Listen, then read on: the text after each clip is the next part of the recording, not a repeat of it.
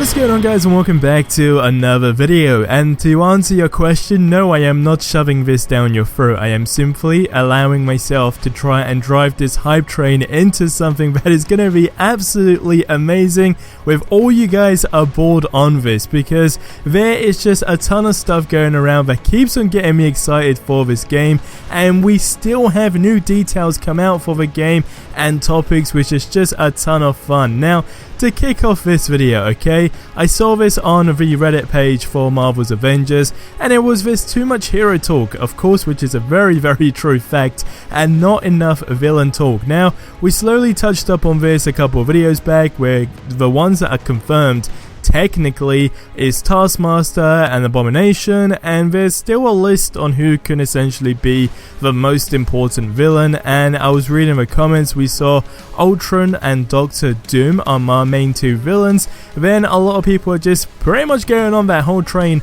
on Doctor Doom is basically going in terms of like categories being the most important and main villain in the game. That's what a lot of people are kind of speculating. It makes sense. I want you guys to get in the comments and let me know. But I have something very cool to talk about, and it is what you see in the thumbnail. Iron Man going into space in the Avengers game in general, and customization. So, first of all, it was from Storm Shield over on Reddit. Again, I will link this stuff in the description below. But he put, could this be the Star Boost suit from the MCU? If so, what other MCUs should we get? Now, although this was pretty much a really interesting topic to talk about, someone actually pointed out something really good. So you guys see it on screen.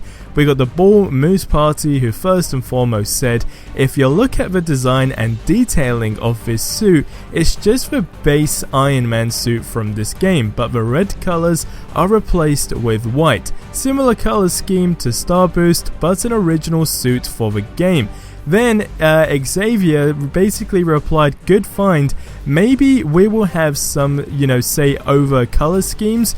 Now again, it just basically led on, okay, to just greatness. Then we got another one that says, you're right, it would also be great if we could just change the colors like Anthem. Now this is where taking customization to a whole new level now comes in, alright? Even though it's the basic things, we know customization, according to these guys, skill trees, all of that stuff is going to be super in depth. Meaning everything you do in this game is going to be exciting to do. You ever play a game where you do a lot of things and you basically get nothing in return? This is not going to be one of those games. So from all the information that has been revealed officially by the devs, the information that was leaked, and of course, the leaked gameplay, well, it wasn't technically leaked, it was revealed at Comic-Con in San Diego, but they basically were showing, customization in terms of the suit, etc.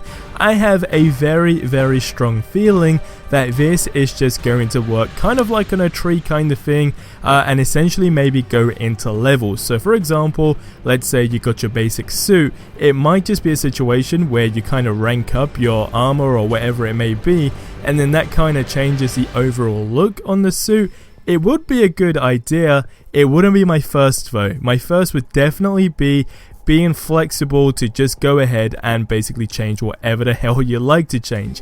And in this case, the whole idea on having the same suit, but if you go into a different map, for example, let's say you do head into outer space in this game, how cool would it be to what you see in this, of course, screenshot and the thumbnail, being able to just simply change the color scheme of every person's suit in the game. So everyone basically has their basic suit, but you can just go ahead and change certain parts. So for example, right here we of course have the basic Iron Man suit, but instead you can change it to white, but the little panels that are now gold/silver, you can basically keep red or whatever it may be to kind of just tailor it to your own liking and make Iron Man feel like yours, or you essentially be Iron Man, but the Iron Man you want to be, if that makes sense. I'm not trying to go off the rails, okay? This is basic customization, but believe it or not, even the most basic features now in open world games seem to just, I guess,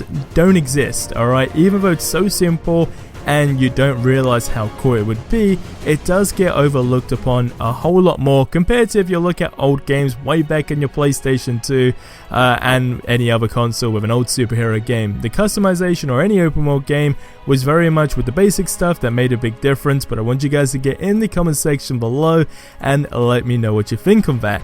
Now, there was another Comic-Con event which is actually in the UK where we actually had some more information from the man himself, Nolan North. Now, what's crazy is he said, and I quote, "Uncharted is amazing, but Marvel's Avengers blew me away." And those words alone, really, if they don't excite you, then nothing is going to excite you for this game. Now, Nolan did continue to say, "It's absolutely is one of the most stunning things you basically ever see. You can't tell where in-game cinematics and gameplay are, so it's literally seamless." And he also says, "You always worry that a game looks so good, and then you get the game and you're like, oh, gameplay doesn't look as good as what I saw." Really, visually, it's one of the most stunning things I've ever seen, and obviously with The Last of Us, Uncharted, they are amazing, but Avengers is basically something that blew him away. Now, he also did tease something, which is very, very cool. This actually comes from Sean, who is the creative director, and this article says, and I quote, "Speaking specifically about playing Banner and the Hulk, Baker added, I was like, am I gonna be Hawkeye, right?" And Sean, again, who is the creative director for the game, says, "You are gonna be Bruce Banner." And I'm like, say what now? So that's what you see basically on this interview.